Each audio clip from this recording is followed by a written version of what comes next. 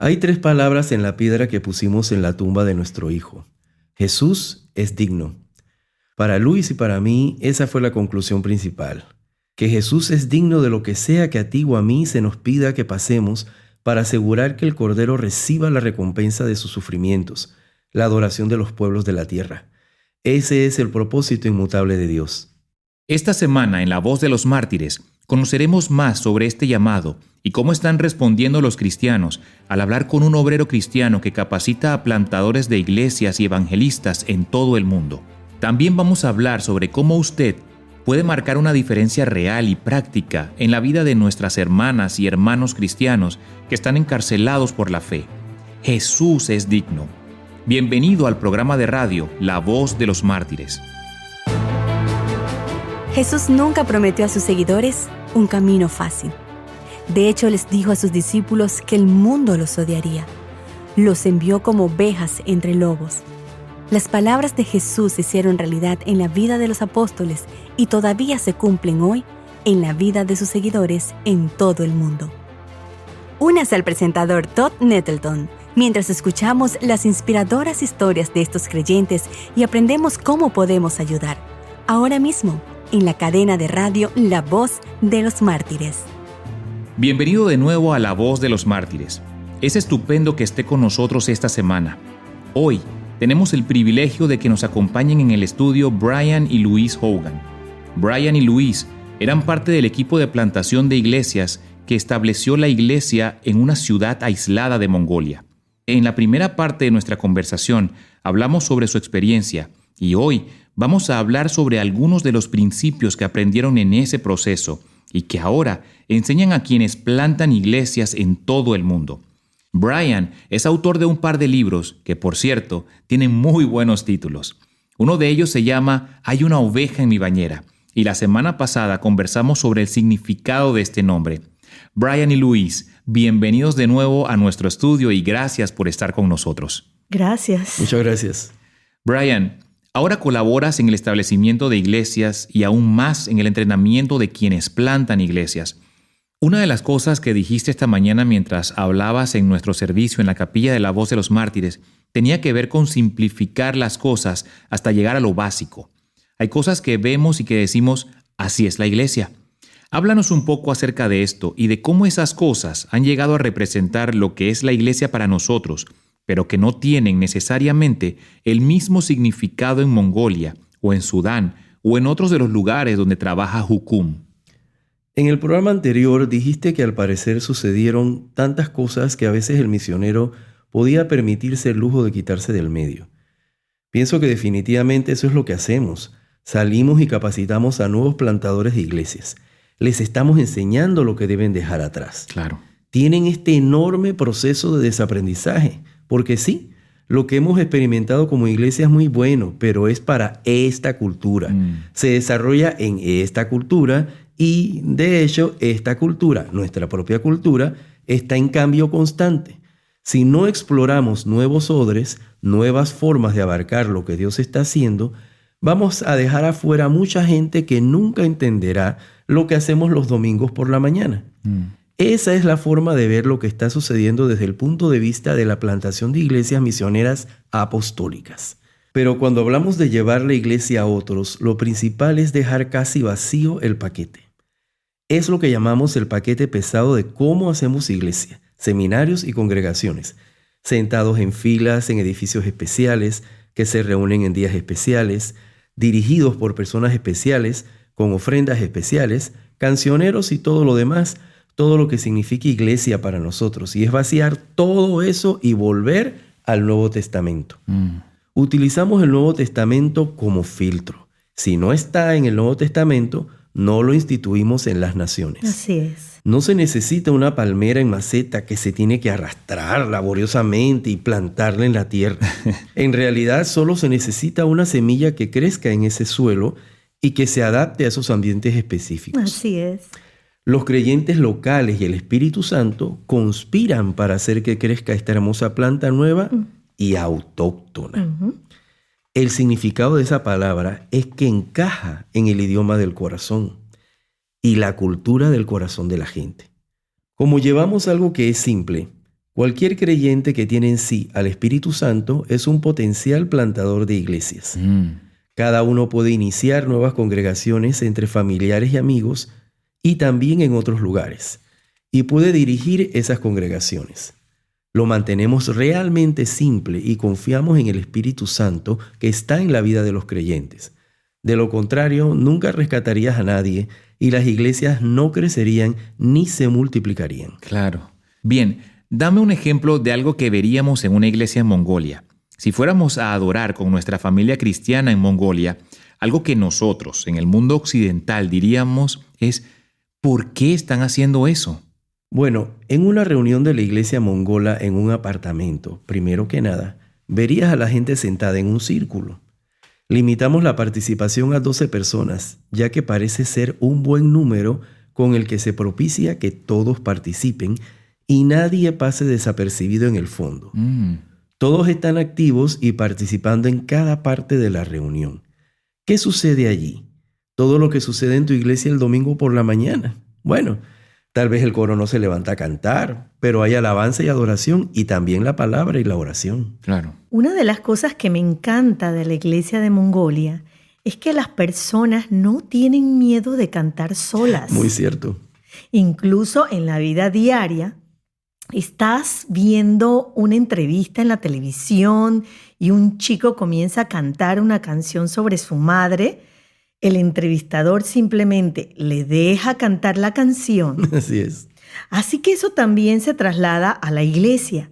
Si una persona viene y tiene una canción, simplemente la canta. No le preocupa cantarla sola. En realidad estás viendo lo que Pablo describió en 1 Corintios 14:26.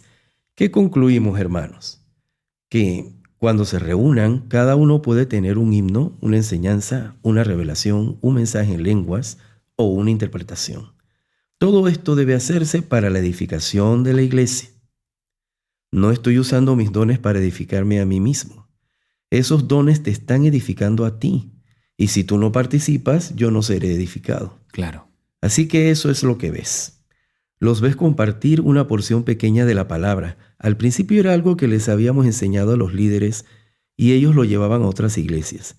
Pero sería algo corto, algo pequeño y enfocado en obedecer a Jesús, y ellos lo compartían de manera que todos pudieran participar. Así que, por ejemplo, dicen el versículo o lo que sea que están compartiendo 3 o 4 veces y luego todos inclinan sus cabezas y esperan que el Espíritu Santo les revele algo sobre ese versículo. Después todos comparten lo que entendieron. O tal vez lo actúan. Si es una historia de Jesús, simplemente lo actúan y hacen una representación dramática donde todos participan y luego hablan sobre lo que aprendieron. Era absolutamente fantástico verlos adorar, orar, dar. Y ese dar no era necesariamente pasar una canasta de ofrendas en la sala de estar de alguien. Eso sería un poco extraño. Ellos buscaban formas de salir y obedecer las instrucciones de Jesús de ser generosos. La mayor parte del tiempo lo hacían con los vecinos, con personas que sabían que tenían necesidades, cosas que podían hacer juntos como grupo.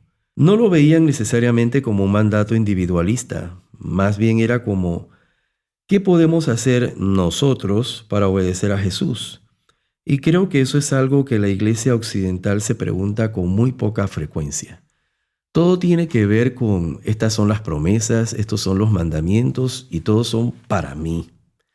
Una de las características de los creyentes en Mongolia trata del concepto de lo que podemos hacer como iglesia, como ese conjunto de creyentes alrededor de Jesús. No tenían mucho dinero, pero dar sigue siendo un mandato. Así que la forma de dar era a menudo muy interesante. Muchas veces nos daban pieles curadas, Así es. pieles de sabandijas.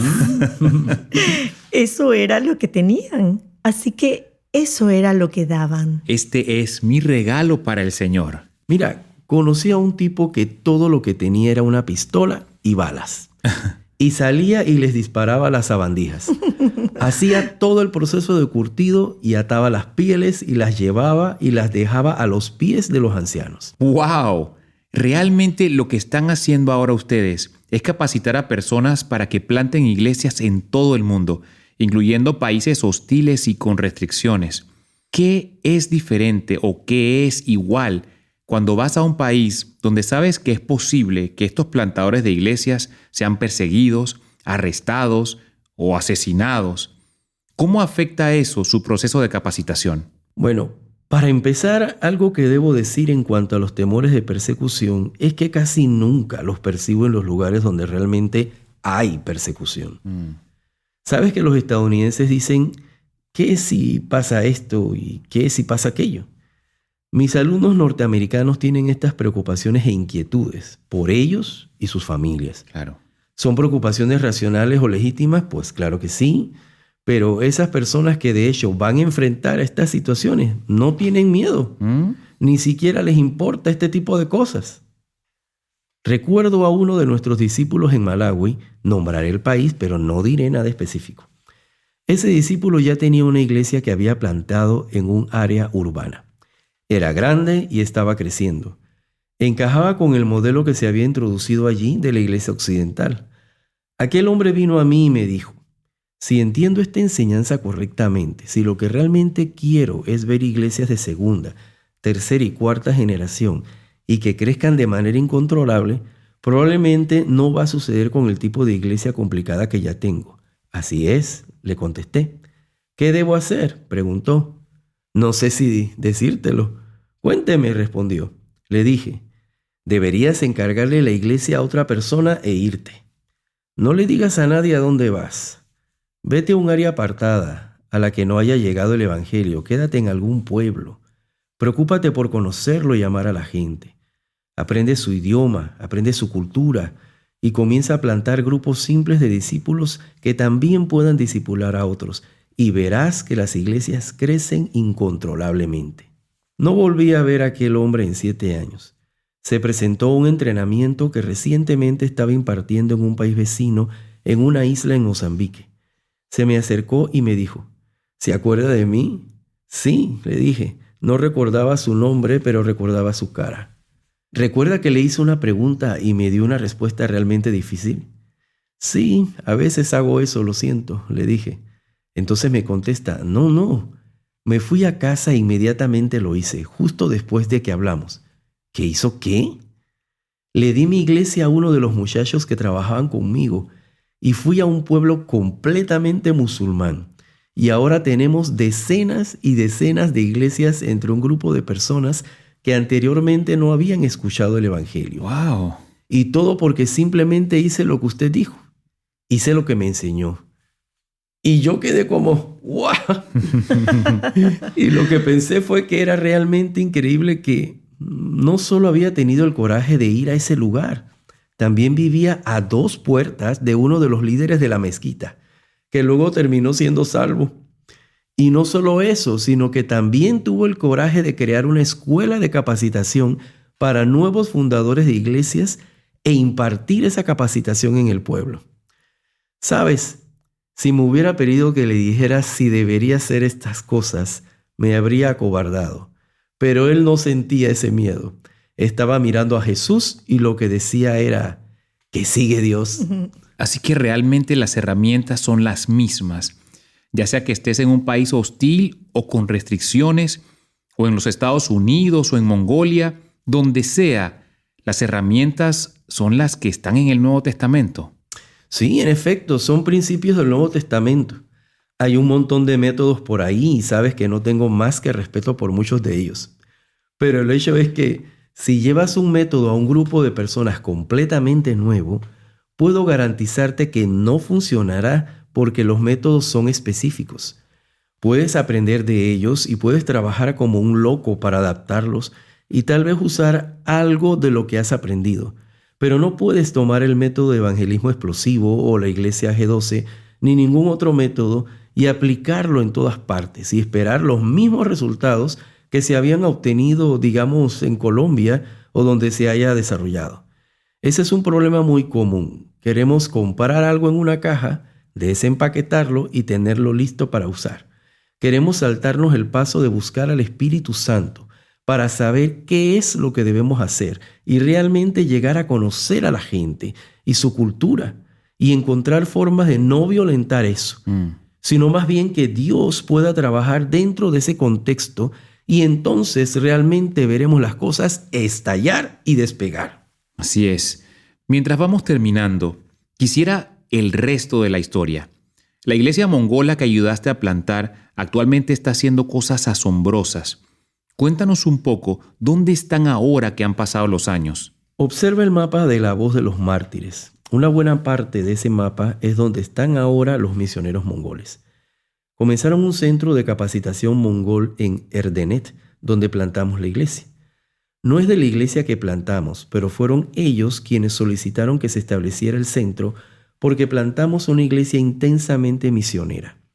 Así que entrenan a misioneros mongoles de todos los ámbitos, de todos los movimientos y denominaciones y demás. Vienen a Erdenet y reciben su entrenamiento y salen a los distintos países. No solo han llegado a las tribus de Mongolia, que no son las dominantes, sino también a las otras tribus. Además han llegado a Rusia, China, Corea del Norte, Afganistán, al Tíbet y a todas partes. Incluso participan en ministerio de barcos como Operación Movilización y cosas como esas. Hay mongoles sirviendo en todo el mundo y son plantadores radicales de iglesias. Piensan que ese es el corazón de las misiones. Así es. Los mongoles sienten que tienen un mandato de Dios para recuperar las antiguas tierras de Gengis Khan, por lo que tienen en la mira lo que antes habían conquistado con violencia y ahora entrarán con el príncipe de paz. Extraordinario. Cuando ven eso, sienten algo así como: ¡cuán increíble es que Dios nos permita estar en el fundamento de esta obra asombrosa! Así es. Quiero decir dos cosas al respecto. Primero, sentimos que debemos vivir una especie de cumplimiento moderno de la profecía de Dios para que veamos a las naciones y observemos y quedemos completamente asombrados, porque estoy a punto de hacer algo en sus días que no creerían incluso si se los dijese. Eso es lo que sucedió en Mongolia, y Mongolia ahora envía más misioneros por cristiano que cualquier otra nación en la tierra. ¡Wow! Este es un pueblo que a finales de 1989 ninguno de sus habitantes sabía quién era Jesucristo. Simplemente me asombra. Increíble. La otra cosa que quiero decir es que hay 3 palabras en la piedra que pusimos en la tumba de nuestro hijo.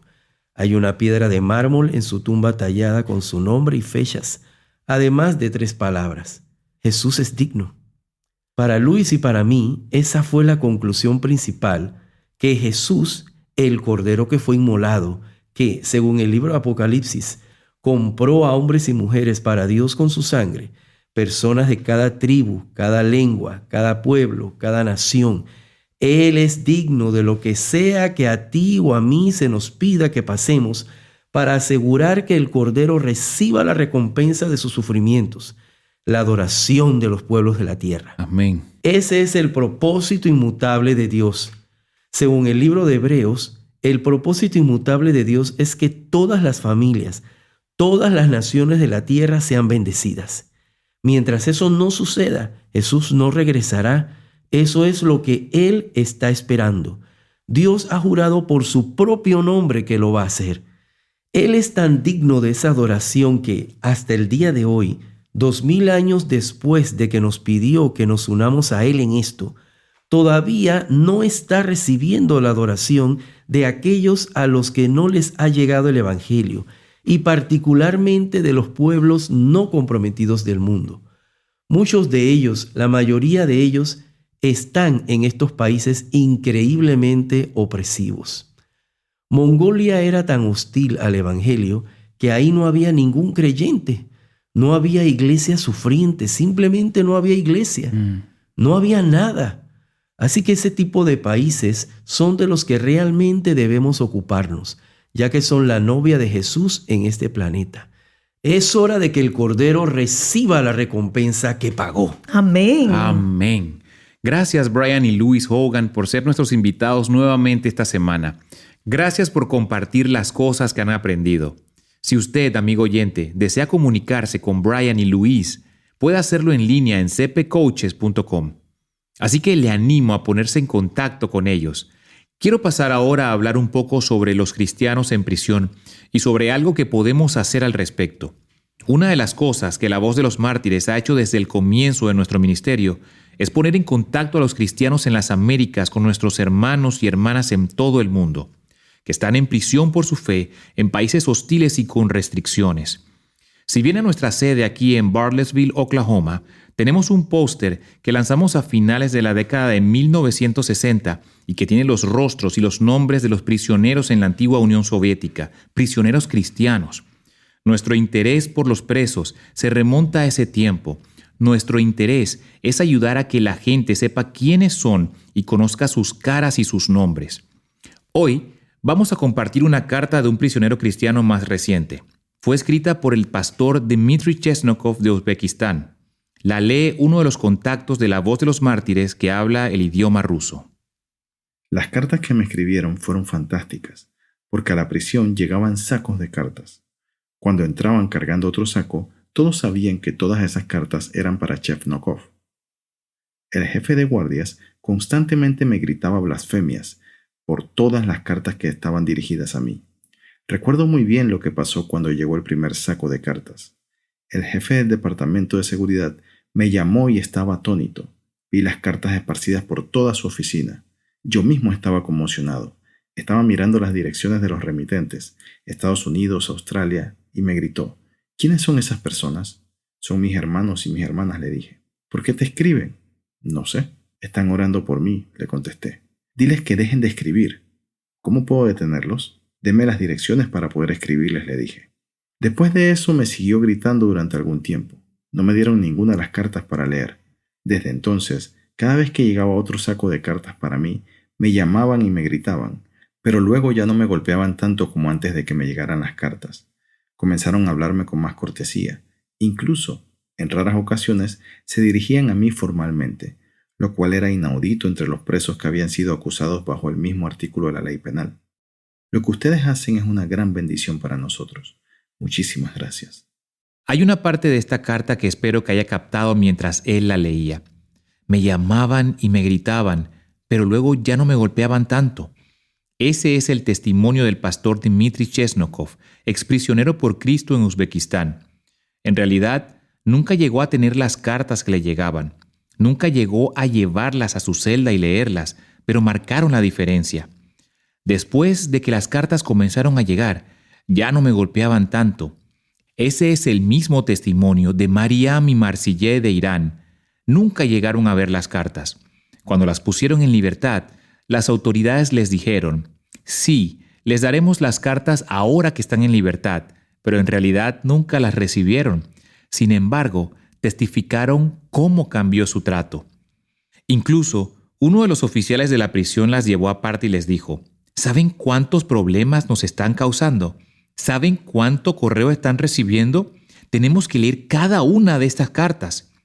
Esas cartas que le llegaban a Mariam y Marsillé, miles de ellas, las estaban leyendo los guardias de la prisión.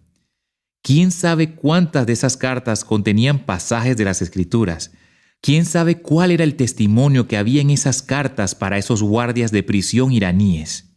Una vez más, mi agradecimiento a Brian y Louise Hogan por compartir acerca de su ministerio de plantación de iglesias. Y gracias a usted, querido oyente, por estar con nosotros hoy. Puede volver a escuchar esta entrevista y compartirla con sus amigos desde nuestro sitio web pom.org. La Biblia nos dice que recordemos a los que están en cadenas como si estuviéramos atados con ellos. Nosotros lo hacemos todas las semanas aquí mismo en la cadena de radio La Voz de los Mártires. ¿Le gustaría conocer más acerca de sus hermanas y hermanos cristianos que son perseguidos por causa del nombre de Cristo? Puede descubrir cómo orar por ellos al registrarse hoy en vom.org/inscripción. Cada semana recibirá una historia sobre los miembros perseguidos de nuestra familia cristiana, así como una petición de oración específica para que ore con su familia. La Voz de los Mártires ha estado sirviendo a los cristianos perseguidos en los campos misioneros más difíciles y peligrosos del mundo durante más de 50 años. Por favor, Regístrese ahora en bom.org/inscripción para descubrir cómo puede orar.